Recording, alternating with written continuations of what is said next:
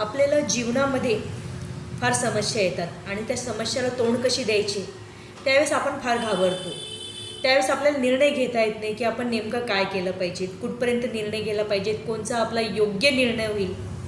तर अशा वेळेस आपण त्या गोष्टीला अडकून जातो, आपण निर्णय घेत नाही. तर त्यावेळेस त्या निर्णय क्षमतेच्या वेळेस आपण हे विचार करायचं की आपल्या या वेळेस जर का छत्रपती शिवाजी महाराज असतील तर त्यांनी काय निर्णय घेतला असता.